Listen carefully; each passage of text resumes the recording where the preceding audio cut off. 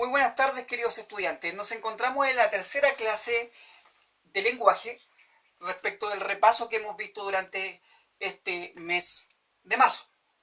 El último tema que vamos a tratar corresponde a la visión de mundo que muestran los autores en sus textos. Ahora, este concepto, que es muy importante, está asociado a otro que vimos en clases anteriores, que es el contexto de producción y que desarrollaré en esta sesión de manera más extensa.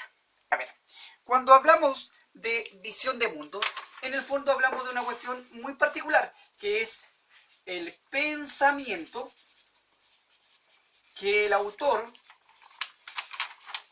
transmite por medio de su texto.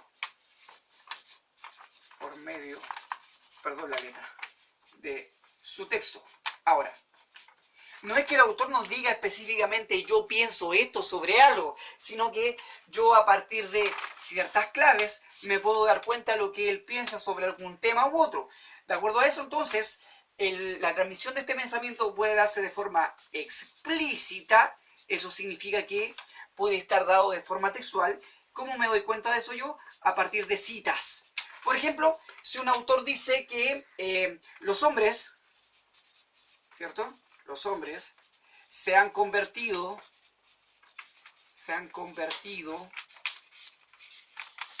en bestias sin corazón. Estoy inventando algo, ¿cierto? Yo evidentemente ahí puedo entender que el autor tiene una visión bastante negativa sobre la raza humana, aunque esté hablando de los hombres a lo mejor en específico sobre un texto, yo podría darme cuenta que eso se refiere a toda la raza humana y que el pensamiento que tiene el autor tiene que ver con que lo que ha vivido en la época en que él nació o los acontecimientos que sucedieron en la época en que él ha vivido han sido bastante negativos y le han hecho pensar de este modo. La otra manera es que sea de forma implícita. ¿Qué significa eso? ¿Ya? La forma implícita es que no aparece textualmente, pero yo me puedo dar cuenta a partir de ciertas pistas que el autor piensa de cierto modo. Me explico, ciertas palabras que van apareciendo constantemente, por ejemplo, si aparece mucho la palabra bondad, si aparece mucho la palabra amabilidad, etcétera, etcétera. Yo puedo pensar que el autor tiene cierta tendencia a tener un pensamiento más positivista que negativista de la vida. Ahora, ¿cómo es que esta visión de mundo se ha generado en un autor? Básicamente tiene que ver con el contexto de producción. Como dije anteriormente, un autor cuando escribe un texto lo hace en un año en específico. Eso corresponde en el fondo a una época. ¿Me explico? Ahora, esa época está traspasada por un pensamiento dominante.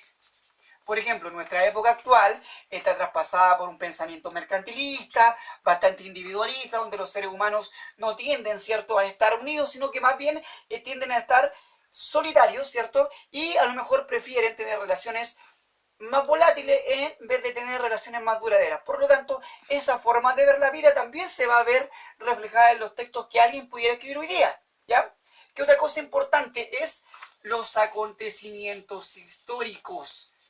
Ejemplo, hoy día que está sucediendo todo esto que tiene que ver con la pandemia, evidentemente va a influir en algún autor y lo más probable es que en estos momentos o en unos años más aparezca algún texto literario que hable sobre este tema y trasunte los pensamientos del autor respecto a ese tema.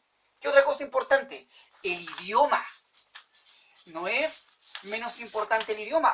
Escribir en español no es lo mismo que escribir en inglés, por ejemplo, o escribir en francés, porque la estructura de pensamiento es distinta, porque las palabras que ocupo son diferentes. Ustedes que han estudiado inglés saben muy bien que hay ciertas palabras que se traducen desde el inglés al español de un modo o al revés de otro, y que nos dicen exactamente lo mismo, aunque nosotros quisiéramos que fuese así, ¿ya?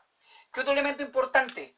Evidentemente que el país, porque el país está traspasado por una cultura en específico.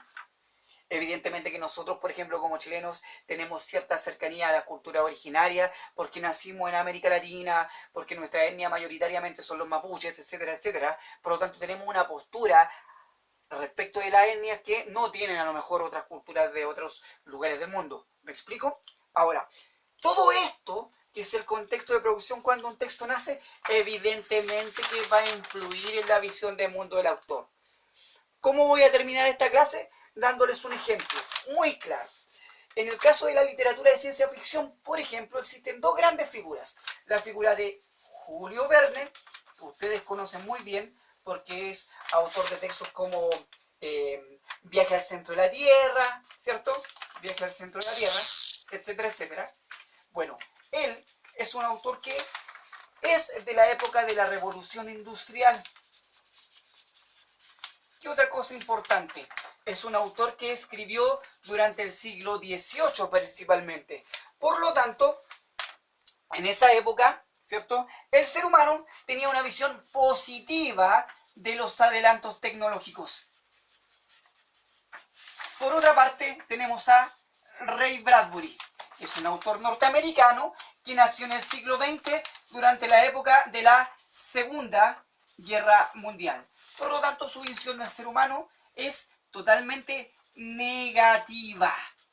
Ahora, ¿por qué él piensa así? ¿Por qué él piensa así? Porque uno nació en el siglo XVIII y el otro nació en medio de la Segunda Guerra Mundial.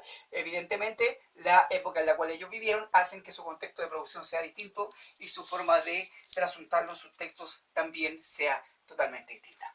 Bueno, queridos estudiantes, espero que les haya quedado muy clara esta clase y nos vemos en una próxima oportunidad.